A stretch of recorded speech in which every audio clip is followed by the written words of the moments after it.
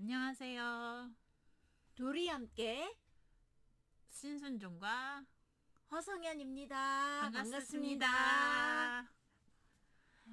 네, 오늘 이 시간은 오리엔테이션이라고 할 수 있고 조금 저희의 배경적인 걸 저희에 대해서 안내를 드리고 이 콘텐츠를 만들어가는 게 좋을 것 같아서 이렇게 간단하게나마 가볍게 저기 수다식으로 이렇게 해보기로 하고 진행을 하게 됐습니다.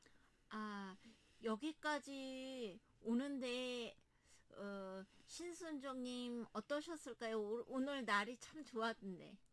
오늘 오랜만에 봄 날씨여가지고 그동안은 정말 너무 춥고 눈비도 많이 오고 막 체감온도 영하 20도까지 2월인데 그렇게 내려가고 하는 그 추위 속에서 오늘 이렇게 갑자기 날이 환하게 맑더라고요.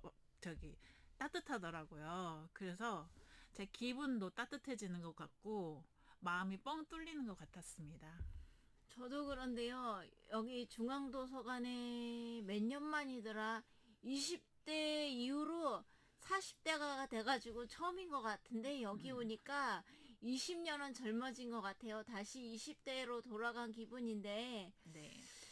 아, 오늘 사실은 저희가 서로 책을 통해서 독서를 하려고 했지만 지금 도서관에서 도서 반입이 불가능한 관계로 여기서 처음 날은 저희가 그동안은 어떻게 살아왔고 또 어떤 거를 하고 싶은지 일명 마음대로 버전의 수다로 여러분들을 만나 뵙고자 합니다. 네. 저희가 저희를 말할 때 장애를 빼놓고 얘기를 하지 않을 수는 없는데요. 네. 어, 성현 씨는 저희가 사석에서는 말을 놓지만 이제 방송이니까 말을 성현 씨라고 부를게요. 네. 성현 씨는 이 휠체어 장애, 신체 장애를 가지고 있고 저는 정신 장애를 가지고 있어요. 그래서 저는 선천성은 아니고 20살 초반 때 발병하게 돼서 지금껏 약물 치료와 심리적인 치료와 여러 가지 통합적인 치료를 받고 있습니다. 그리고 정신장애 3급을 가지고 있습니다. 저는 뇌성마비고요. 원래 뇌성마비가 뇌병변 장애에 들어가는데 옛날에는 이 뇌성마비 장애가 별도의 장애로 분류가 안 돼가지고 지체장애에 들어갔어요. 그래가지고 지체장애로 등록을 하게 됐고 뇌성마비의 특징은 선천장애거든요. 네. 선천장애고 조산으로 인해서 장애를 갖게 됐어요. 옛날에는 요새는 이른둥이라고 하죠. 그 어머니 뱃속에서 제다를 타지 못하고 나오는 거를 이른둥이라고 하는데 그때 당시에는 이른둥이에 대한 지원책이 없다 보니까 어떤 인큐베이터 값도 상상을 초월할 정도였다고 해요. 그래서 의료 시스템이 안 돼 있다 보니까 어머니께서 의료비를 감당을 못 하셨고 그래서 결국은 인큐베이터에 원하는 만큼 인치를 못하고 결국은 이렇게 뇌성마비 장애를 갖게 되었고요. 그때는 장애에 대한 비현실적인 기대로 물리치료나 어떤 재활치료를 하고 수술만 하면은 장애가 회복 완치되는 줄 알고 학교를 부모님이 안 보내려고 버티다가 저희 이모님이 이 특수학교를 알게 돼가지고 어려서는 특수학교를 다니다가 중고등학교 때는 일반 학교를 다니게 됐지요.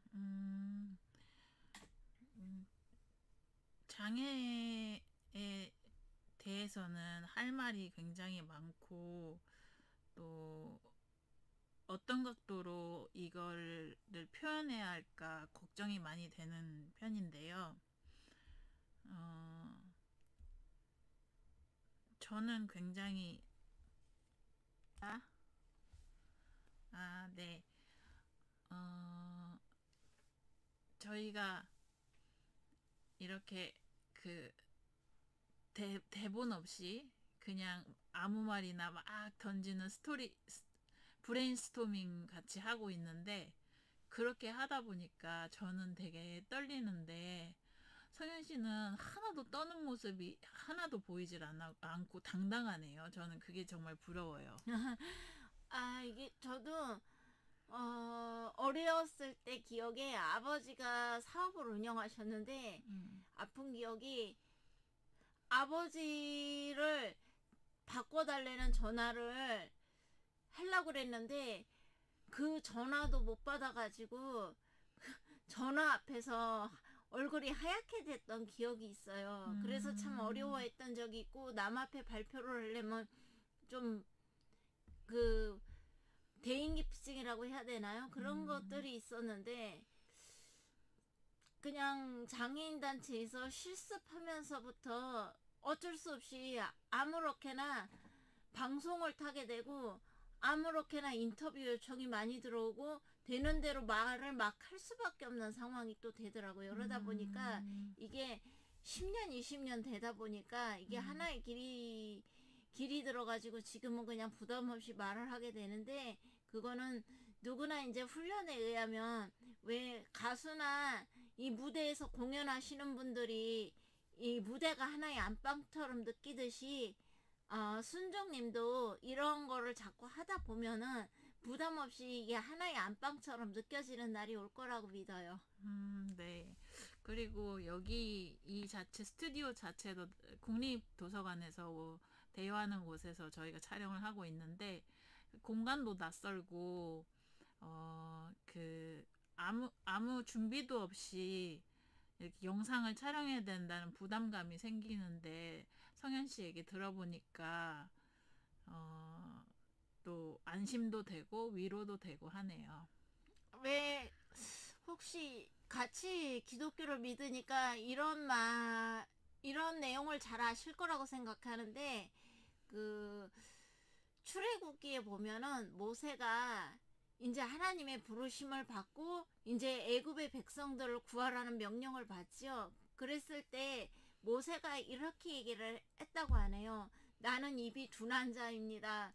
보낼 만한 자를 보내라고 그렇게 말씀을 하고 그거를 거부했다고 하는데, 그때 하나님의 음성으로 들었을 땐 내 형 아론이 있고 내 입술을 지은 자가 누구냐라고 물었다고 해요. 그랬을 때 네 입술을 지은 자가 바로 나 여호와다라고 하셨으니까 조금 담대함을 가지고 부담 없이 이 방송을 즐겼으면 좋겠고, 한 가지 더 얘기를 드려보면, 예전에 본 영화에서 그 맘대로 버전의 그 방송을 하나의 영화로 찍은 게 있어요. 거기서 보면은 그 사람들이 그냥 어머니한테 부담 없이 나는 딸로서 눈물을 호소하는 우리의 소소한 일상의 대화가 하나의 인기 방송으로 웨스컴을 탄 영화를 한번 본 적이 있는데, 어쩌면 이런 부담 없는 이야기들이 사람들의 공감과 어떤 울림을 더 줄 수 있다고 생각하고, 어쩌면 우리가 말을 더듬거나 오히려 하는 부분들 때문에 오히려 그 방송을 탈 수 있다고도 생각을 하거든요.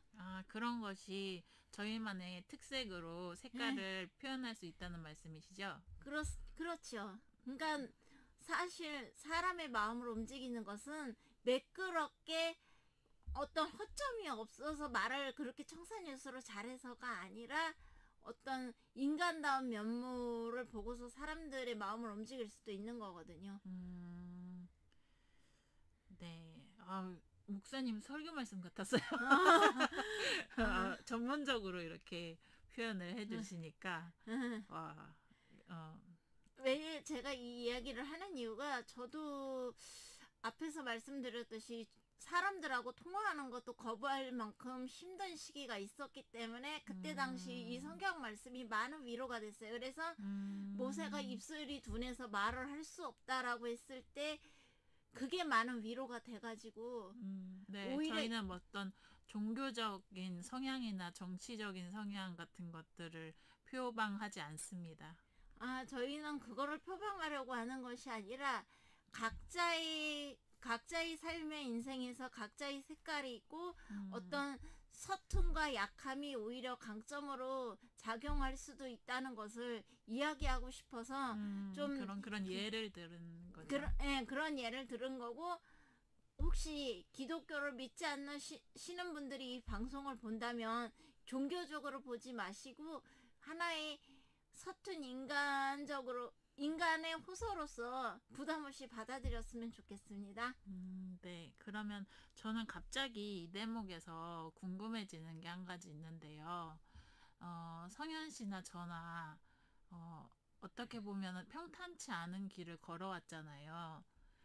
그럴 때 내가 이게 나는 진짜 내 인생의 아픔이었다. 큰 상처였다라는 거를 혹시 털어놔 주실 수 있으실까요?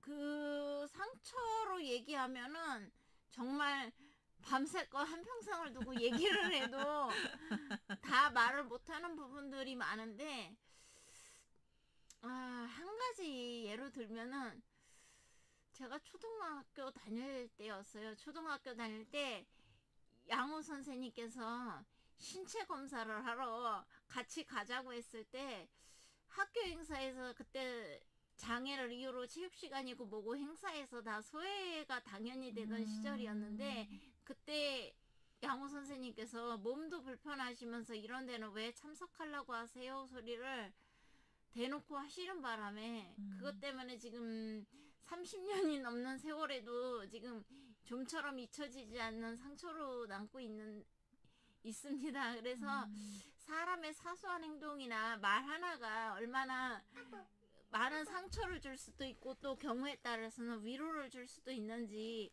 지금 그때를 생각하면은 참 뼈저리게 느껴서 저도 많은 조심을 하고 있는데, 또 제가 하는 행동들 때문에 얼마나 또 많은 사람들이 또 상처를 받고 힘들어했을지도 가끔 가다가 생각을 해보게 돼요. 저도 사람이다 보니까. 네. 그 무음으로 해놓으셔야 될 것 같은데.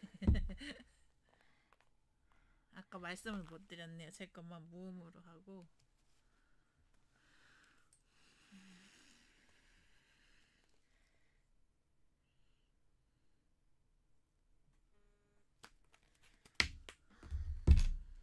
저 같은 경우는 저는 아빠가 이제 엄마가 44살 때 저희 아빠가 47살 때 제가 8살 때 아빠가 돌아가셨어요. 그래서 아빠에 대한 추억이 아주 조금밖에 없는데 그 엄마가 딸 넷을 키우는데 큰 딸이 15, 작은 딸이 6학년이니까 12, 제가 8살, 막내가 아기가 4살짜리 이렇게 아기들을 남겨놓고 돌아가셨어요.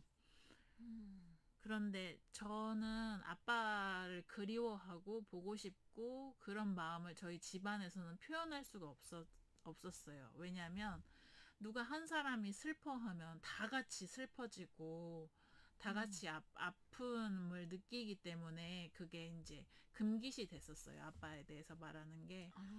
근데 아빠를 그렇게 마음속으로 이렇게 보고 싶다, 만나보고 싶다, 그립다 이렇게 갖고 있었는데 아빠가 돌아가시고 서울로 이사를 와가지고 그 학교 가는 전학간 학교 가는 첫날이 소풍날이었어요. 근데 제가 다니던 학교가 파랗군 치맛바람이 날리던 그런 학교였거든요. 그러니까는 거기서 만난 짝꿍이 고속버스가 2칸씩 이렇게 앉게 돼 있잖아요. 그래서 짝꿍을 이제 처음 만났어요. 나랑 막 너 전화 가서 반갑다 막 하면서 친하게 지내고 얘기하다가 우리 아빠는 유명한 사람이다 교수님이야 그러는데 너희 아빠는 뭐 하셔? 그러는데 제가 이제 아빠 안 계셔 그러는데 그 얘기를 하고서 얘기가 뜸해지더니 내릴 때 그냥 나랑 같이 안 가고 따로 떨어져서 가버리는 거예요. 그리고 그 다음부터는 저랑은 얘기를 안 하려고 하는 거예요. 이제 저는 이제 그게 상처인지 몰랐는데 그 아빠에 대한 그리움을 갖고 있는 게 그 마음속에 어떻게 보면은 트라우마 같이 이렇게 숨겨진 아픔인 것 같아요.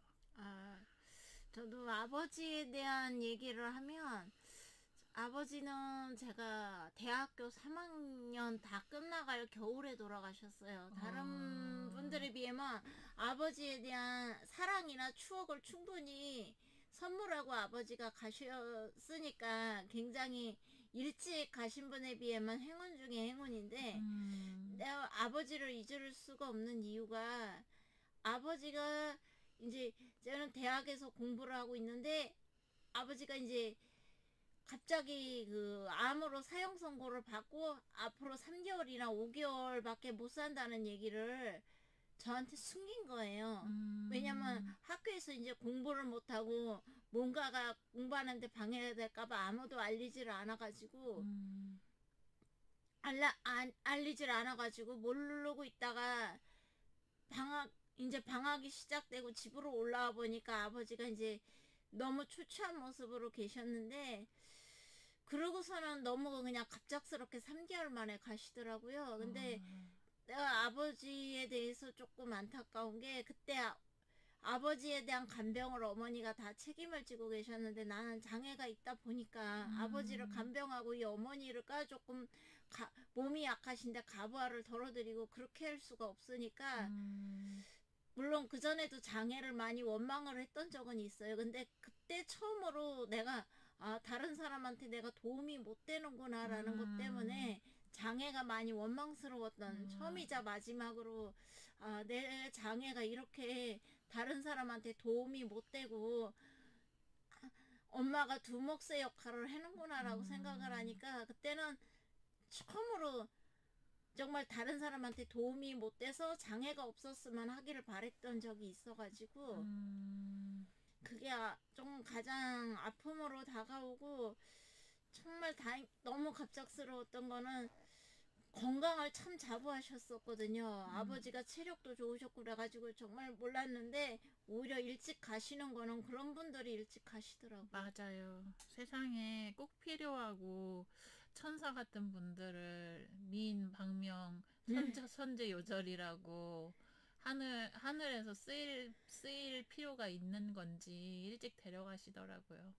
그래서 아버지하고는 상관이 없는 얘기인데 어느 날인가 저하고 비슷한 또래의 사람이라든지 저보다 어린 분이 지금은 다 거진 40대가 되셨는데 갑작스럽게 뇌사 상태에 빠져가지고 장기 기증을 하고 간다든지 그런 분들이 좀 계세요. 그러니까 저하고 같은 나이 또래니까 좀 마음이 많이 아프고 누구나 시간은 공평하다고 하는데 누구는 건강장수에 복이 태어나서 장수를 하고 가시는 반면에 저보다 더 어린 생명들이 그리고 아니면 또래의 생명들이 그런 식으로 가는 거 보면 세상은 참 불공평하다는 생각이 드네요.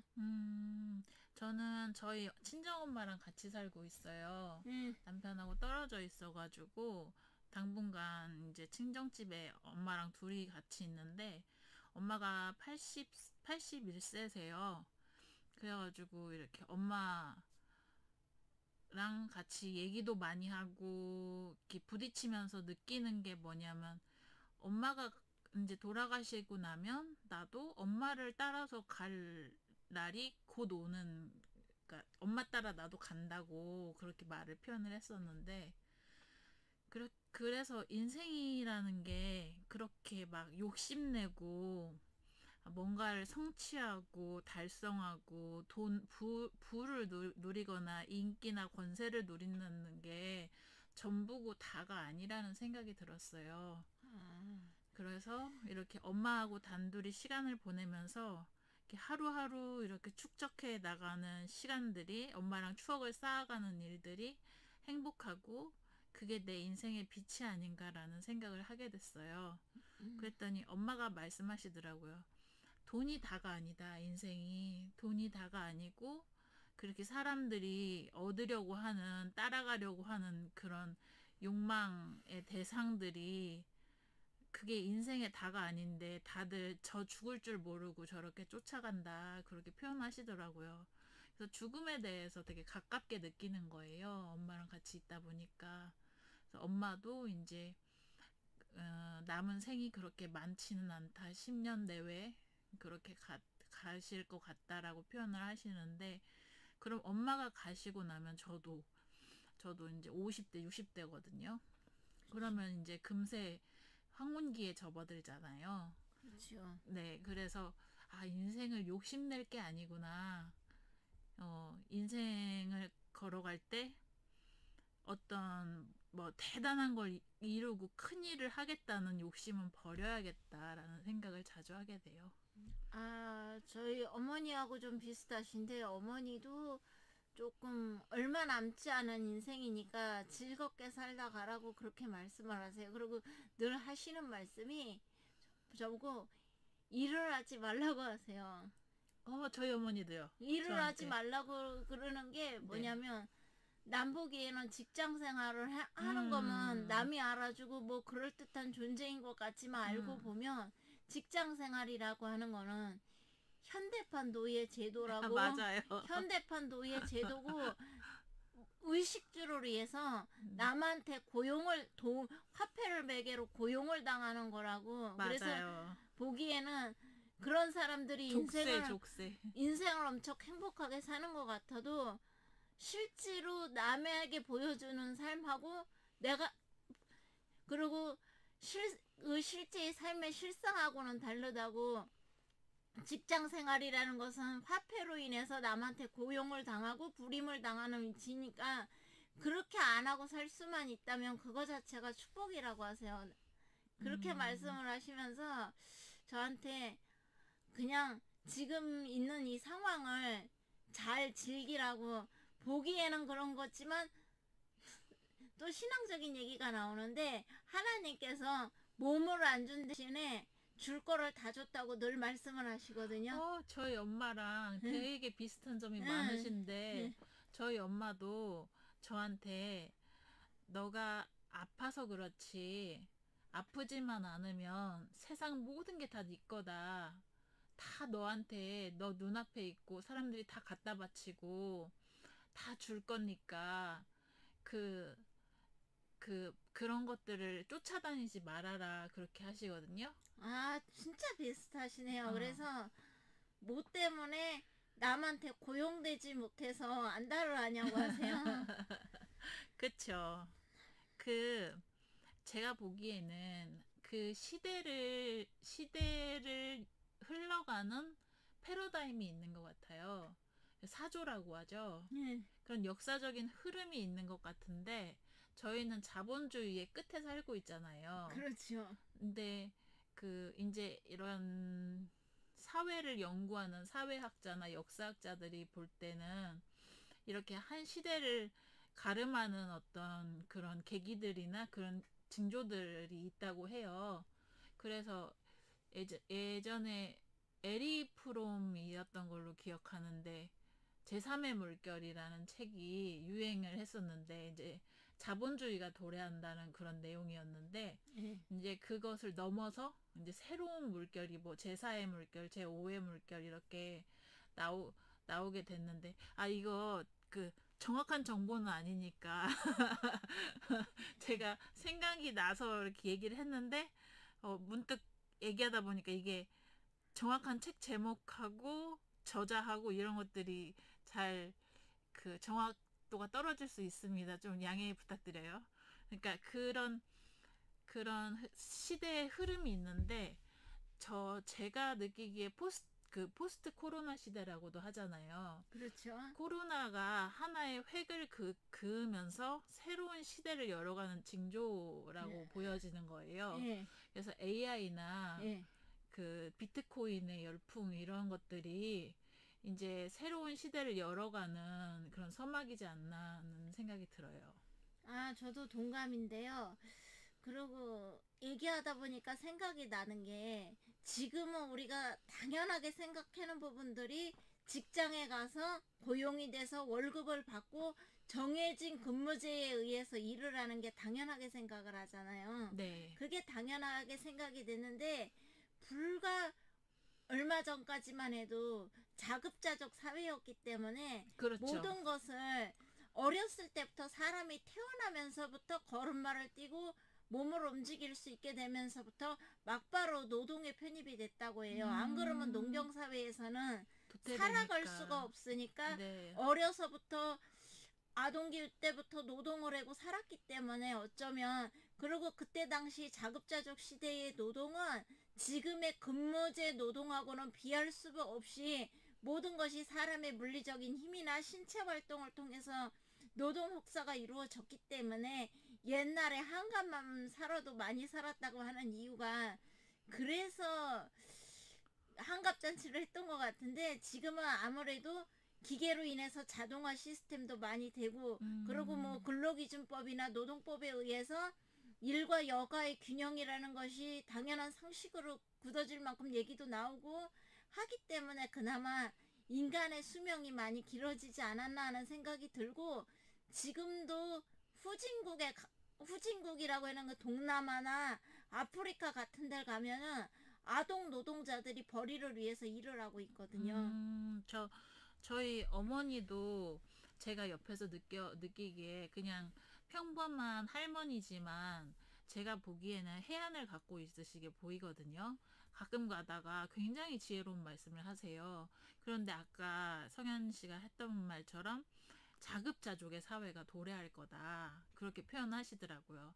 이제 자본주의가 끝나고 이제 물질이 물질로 맞교환되거나 뭐 다른 형태의 돈이 이렇게 그 통용되는 그런 시대를 말씀하시는 것 같은데 저는 그게 그냥 추측이지만 비트코인이 아닐까 그런 생각이 들어요. 그래서 그 돈이라는 거가 이제 사람의 일상에 밀접하게 이렇게 그 다 있는 게 아니고 좀 더 이렇게 추상적인 개념으로 이렇게 발전이라고 표현해야 되나 변하지 않을까 싶어요. 제 추측이나 해안이 맞을지는 모르는데 저도 공감이 가는 게 신자급자족 사회가 도래를 할 것 같아요. 신자급자족 사회라고 하는 거는 전통 사회에서는 사람의 물리적인 노동으로 자급자족이 이루어졌다면 지금 신자급자족 시대는 로봇이 보편화돼가지고 그 자급자족을 로봇이 다 해주는 거예요. 그러니까 그렇죠. 지금은 당연히 우리가 특별하게 한 가지만 잘해서 직업을 갖고 그걸로 필요한 것을 구매하는 구조였다면 이제 집안마다 로봇이 있어가지고 옷도 자기가 원하는 디자인, 스타일 이런 식으로 로봇이 제조를 해서 자기한테 맞는 옷을 입어서 똑같은 옷을 입는 사람이 없고 기성복의 의미가 없어지고 음식도 마찬가지가 아닐까 싶어요. 그렇게 되면서 지능화된 기계로 인해서 새로운 자급자족 시대가 도래를 하지 않을까 하는 생각이 가끔은 드는데 어쩌면 그게 맞을지도 모르겠어요. 그리고 사람의 노동력이 별 의미가 없어지는 세상? 굉장한 통찰력이네요. 그러니까 자급자족이 이루어지는 것은 똑같은데 이제는 맞춤형 자급자족이죠.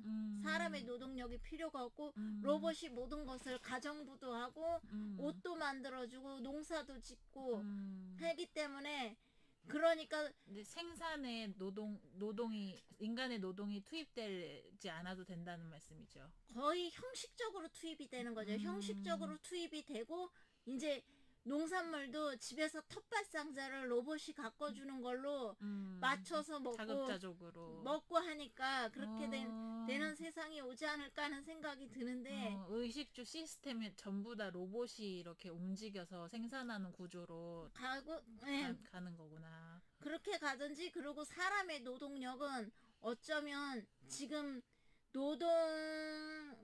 권리형 노동이라고 해서 노동 취약층들한테 출퇴근만 하고 도장 찍고 그냥 월급을 주듯이 사람의 노동의 가치가 그렇게로밖에 되지 않을 것 같은 생각도 들어.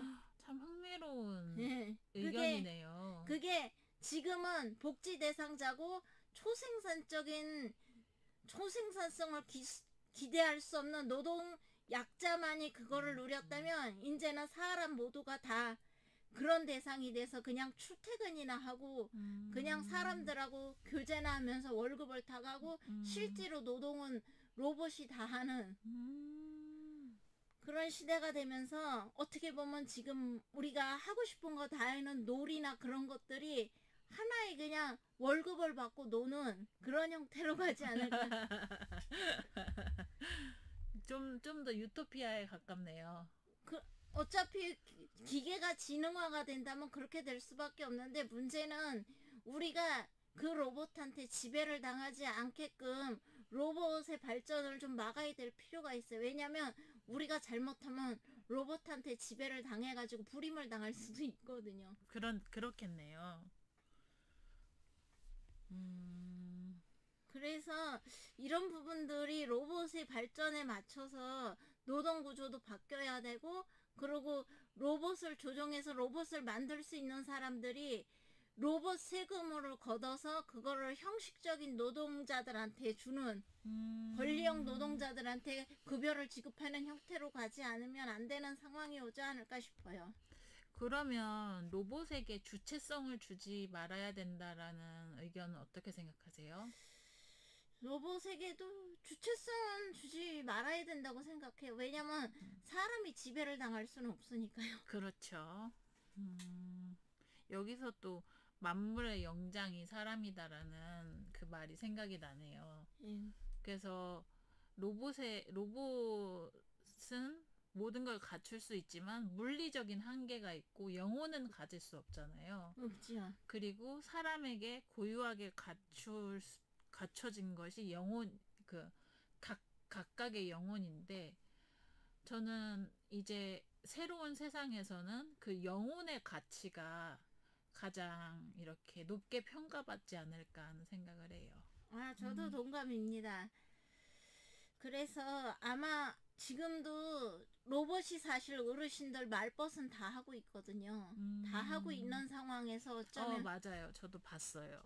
말벗을 어르신들은 네. 다 하기 때문에 사실 잘못하면 로봇하고 사랑에 빠질 수도 있고 그 영화도 있잖아요. 그 뭐지? 공기 인형이라는 배두나 씨가 나왔던 그 영화인데 그러니까 이를테면 로봇이죠. 로봇하고 인간이 사랑에 빠지는 그럴 수도 그런 있는 영화가 부분이라서 있었는데 네.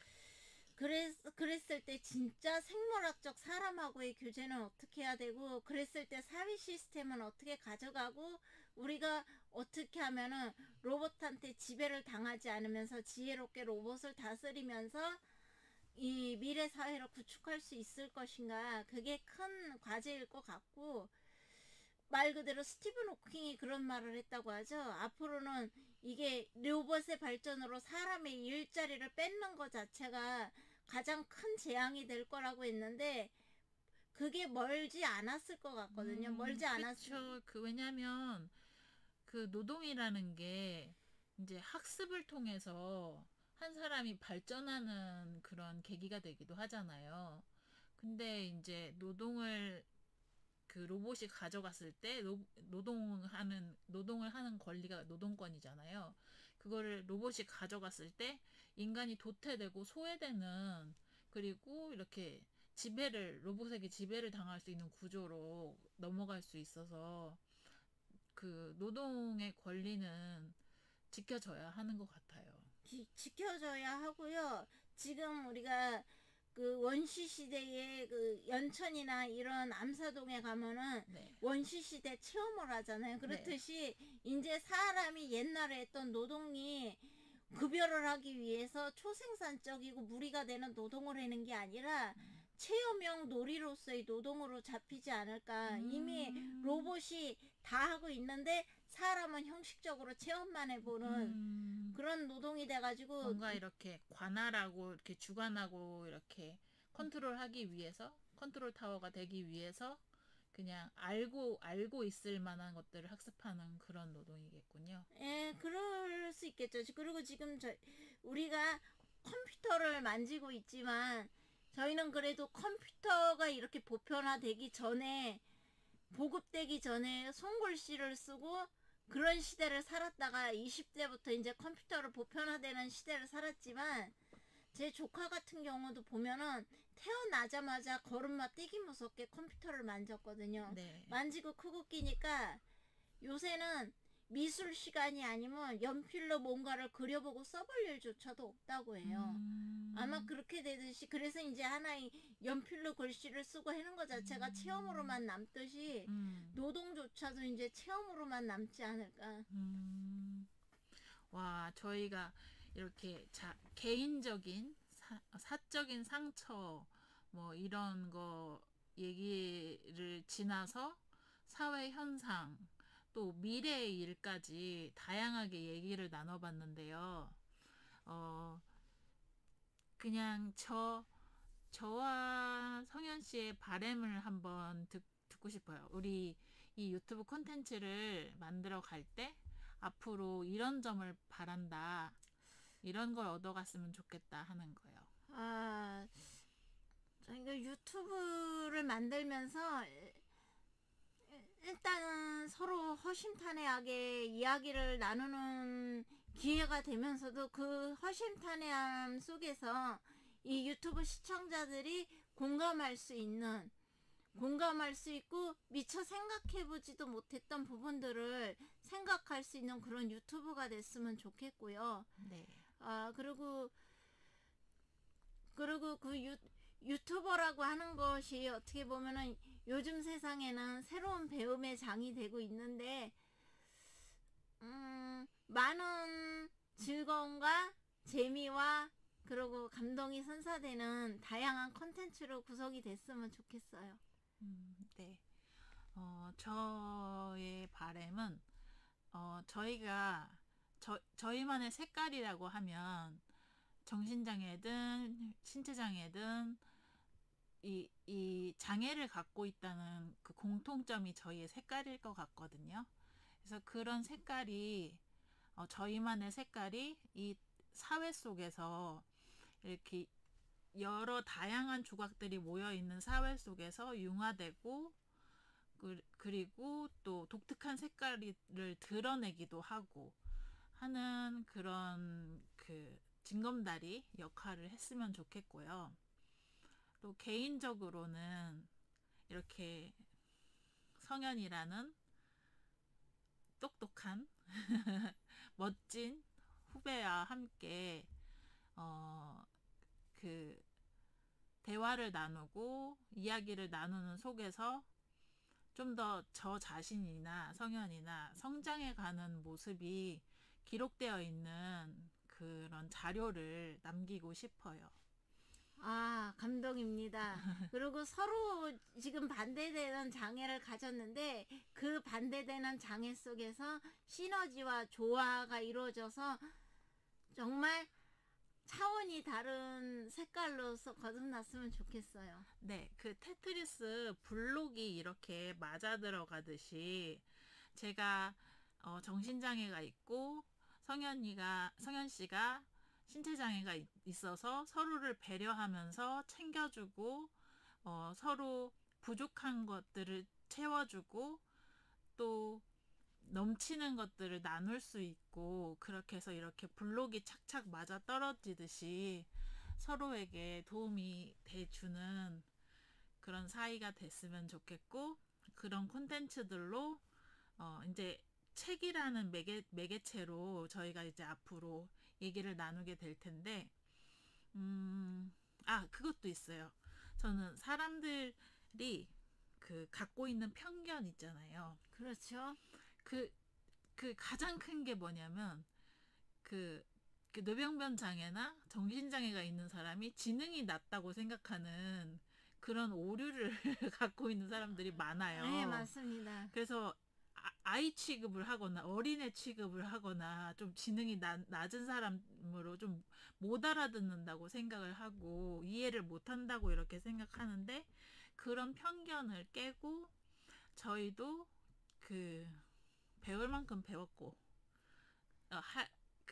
저희 속에 할 수 있는 말이 많다는 거, 할 줄 아는 것도 많고,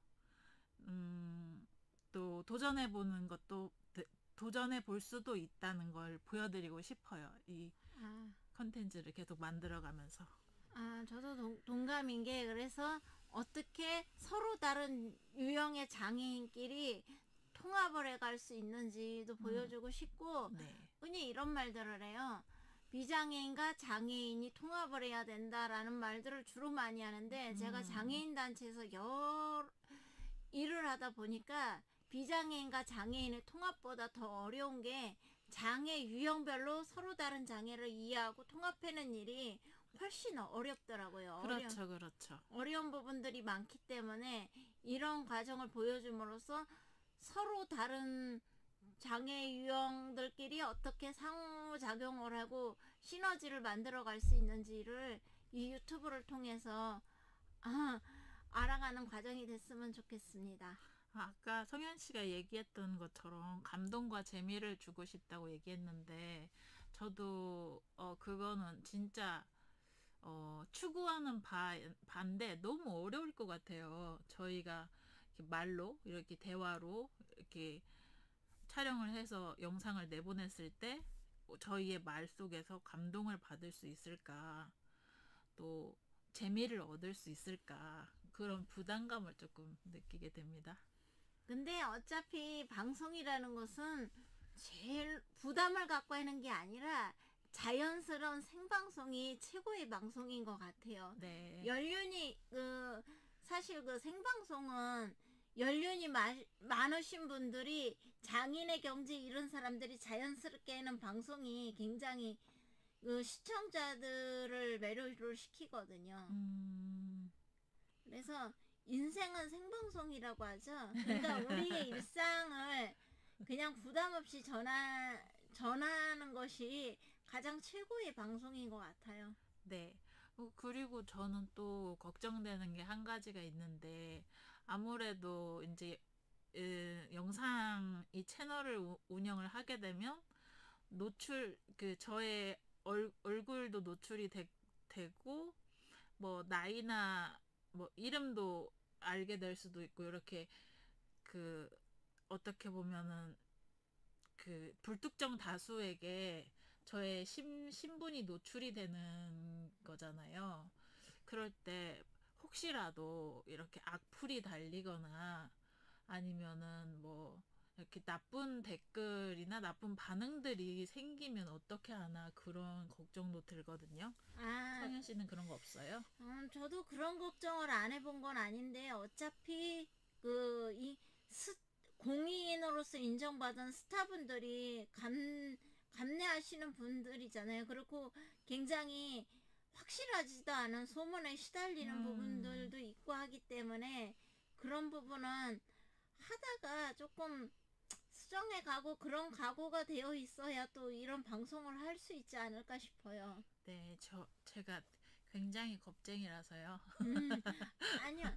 저도 사실 걱정되는 부분들이 많아요. 왜냐면 그전에는 이게 유튜브가 있기 전에는 방송인으로서의 길을 걷는 사람만이 방송 촬영을 할 수 있었고, 네. 제가 2024년, 지금으로부터 20년 전에는 이런 스마트폰이 아니었기 때문에 캠코더로 테이프를 넣어서 촬영을 하고 그래야 됐고, 스튜디오에 와서 이제 편집 프로그램도 그런 데서만 접할 수 있었기 때문에 웬만큼 방송에 마음이 있지 않으면은 그 방송 프로그램을 촬영할 수가 하기가 힘들었거든요. 근데 지금은 사실 하려고 맘만 먹으면 우리 모두가 다 공인이다라고 해도 과언이 아닌 것 같아요. 왜냐면 유튜브 하시는 분들도 많고, 요새는 또 너무 스마트폰이 잘 나와서 사실 캠코더보다도 역할을 잘하다 보니까, 사실 특정 스타나 전문인만 공인으로서의 그 책임과 무게를 지고 갔던 것이, 지금은 대다수의 유튜브 방송인들이 공인으로서의 책임을 지고 갈 수밖에 없는 상황이 되지 않았나 싶어요. 그런 사람들이 훨씬 많아졌다는 말씀이시죠? 네, 그렇죠. 이 방송이라고 하는 것이 어쩌면 공인으로서의 책임과 무게를 감당하고 이거를 방송을 해야 되지 않을까 싶어요. 네. 그 말씀이 저에게 위로가 많이 되네요. 이제 마무리를 할까요? 예, 그러면 오늘은 이렇게 자연스럽게 대화를 나누고 하는 걸로 첫 방송을 마무리하겠고요. 지금까지 그냥 되는 대로 이야기를 시청해 주신 모든 분들에게 감사를 드리고, 앞으로는 이렇게 길지 않더라도 짧지만 정말 재밌고 재치 있고 감동적인 방송으로 더 좋은 모습으로 찾아뵙겠습니다. 그러면 다음 시간까지 안녕히 계세요.